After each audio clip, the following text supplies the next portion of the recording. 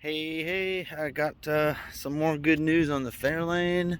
Now that I got it in the car, I can finally, test fit everything besides those manifolds. That was awesome. Besides those manifolds, more good news though. So, yeah, here we go. So, remember how I said I thought it would fit with the truck manifold with the hood? Well, it does. Oh yeah, man. Heck yeah. There we go. Uh, One less thing I need to modify or change or whatever. Um, I actually, technically, I didn't even have to cut anything up here. However, this little nub was coming kind of close, and this little nub was coming kind of close. So I went ahead and took a little bit off just for a little peace of mind. Alternator fits fine. There's plenty of clearance actually between the top of it and the hood up there. So today I've just been going through. I got the harness on, got the computer in and mounted. I had to relocate my tack module to over here and then extend the wires from the pedal. But yeah, I think I got pretty much all the wiring under the hood done. Oh, there's some scissors left in there. Did my belt routing. I had to put another idler pulley right here, and what I did was I just used a straight piece of 1/4 inch steel between these two bolts, and then I welded a bolt to it coming out, and then used some washers to space it the right amount and popped it on there, tightened it up, and it's good to go. Um, for your reference or for my future reference, this is a 78.5 inch belt, 78 5K6. But yeah, it fits on there real good. Plenty of room for the hose to go on there, which I'm gonna put the radiator back in here in a second and figure out the hoses. But yeah, I got battery all wired up, all the positive, alternator right here. Um, Still waiting on a fitting for my master cylinder so I can put the clutch line on. I don't know where it is. Good old USPS, I guess. But yeah. Um, what else? This is the oil light and temperature gauge, which I'll just have to hook up. I put I don't know if you can see it down there. That is an OEM Ford Fairlane oil pressure switch. So I can still use the oil light on the dash, and then this is just the OEM temperature gauge. So I'll have to get a little adapter for that. um, yeah, I'm gonna take the manifolds off and go ahead and cut those back ends I was talking about. I went ahead and ordered a bunch of exhaust parts last night, and yeah, it's coming together. Then I'll have to build an intake. That's easy. Um, I also went to the drive shaft shop today. I dropped off the drive shaft and the dimensions. So hopefully that'll be done in a couple days. I can put that in. Yeah, I'm just moving right along, just knocking out all the little things that come with putting an engine in and in a car and all that. So yeah, we'll see what happens, I guess, the rest of this week. All right, I got the carpet back in. I cut it out, put the shifter in. It's not super tight, but it's in. I think it's in a pretty good spot. Uh, you know, I shouldn't need that much of a shift rod or anything on there. I'll probably go find like an old Hurst or something. Probably just a straight one. Just boop, come right off with a nice white ball on it. Let's see if I can turn my flash on here. If it'll let me. No, I guess it's not gonna let me, but yeah, I can't see, but I did a little bit of wiring in there, just a couple wires, kind of got a little organized. Got my OBD2 port right down there. So I think I'm gonna call it a night here. I got some custom make it yourself plug wires on order, as well as all those exhaust parts and stuff. So it would be cool if by the end of this coming weekend I could get the exhaust done and the plug wires. That would be awesome.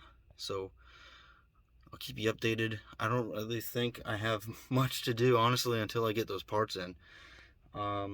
So yeah, it may be a bit before there's some updates, but yeah, really looking forward to it. Oh, and I need to find a lower radiator hose. Yeah, probably just do a universal, one of those flexi ones. But yeah, ooh man, it's coming along. I'm super excited.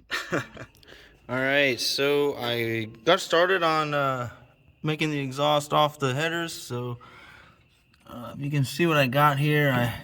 I wound up having to put a little exhaust pipe back on here after I cut some off, but whatever. And then I got this tight 90 right here. It's actually a 2-inch butt weld, short radius, 90-degree elbow. Then I got my V-band, and then I don't know if you can really see it, but there's a little pipe right there, kind of coming off the V-band, just to kind of get me down there. Once I get down there, it's real easy to go with the rest of the exhaust. So I'm gonna go ahead and finish welding all around here, and then similar on driver's side. I got it real close to fitting good, but it is hitting this little stud right here, so I'm gonna have to cut that little stud a little bit shorter, and then that's about it. And same thing, I got this 90-degree short radius butt weld, V-band, and then a section of pipe to get me down there next to the transmission. So it's going pretty well, and once I get this done, it's I guess pretty easy from here. You know, the rest will be done from under the vehicle, and then that's easy. It's going to be all 2.5 inch. I'm going to do just dual 2.5 to single 2.5, and then get a 2.5 inch muffler, and then I don't know yet if I'm going to ceramic coat the manifolds or just wrap them. I mean, if I do ceramic coat them, I'll probably also wrap them, but I just need to see if there's any places that do ceramic coating. So yeah, I'll figure that out. So I also got my cruise control switch here. It's basically just a universal switch. It's from Rostra, and it's meant to work with one of their universal cruise control kits, but because I have a TAC module, all I need is this switch. 70 bucks. I think it's a little bit overpriced, but it's better than buying the whole $300 or $400 kit, I guess. So I got my wires here, and then I'll show you where I'm going to mount it. The dash spot where it mounts is curved and angled down. So I've got a buddy of mine, hopefully he can 3D print me a piece. This is where I'm going to put it, right here. So the dash right now curves down and back like this, and the piece that I designed, it's going to bring a face up, so it's kind of pointed at the driver. So it'll bolt on here, and it's pretty small, something like that. I don't know. It'll bolt on here, and then that cruise control switch will just snap into place on that. So a 64 Fairlane with an LS and cruise control. It's gonna be pretty nice. I can't wait. So just to give you an idea, this is what the manifolds look like off the car. I haven't welded the final weld here yet, but driver's side here, no, it's not too bad. It installs and uninstalls actually pretty easily.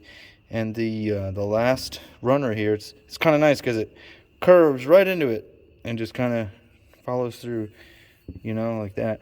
Passenger side, very similar. However, this runner is just straight, so it's just kind of like straight and then out there. But again, not high performance build. Stock daily driver cruiser. Not too worried about it, honestly. Just gonna run it. Just gonna send it, bud. All right, I went ahead and made my plug wires. It actually turned out a lot easier than I thought. So since these are basically turbo manifolds or turbo headers, whatever, I figured I was going to have to run them all from the coil packs, all four under the manifold like that. But it actually worked out to where I used like some 45-degree bends on the spark plug and was able to just go around the manifold on all of them. This is the closest one, really, I think, between both sides, but still got tons of room. Not worried about it burning or anything. So yeah, it's coming along, and I'm waiting on my exhaust to be delivered, all my piping and everything. So as soon as that gets in, when I have time or whatever, I'll get the exhaust going.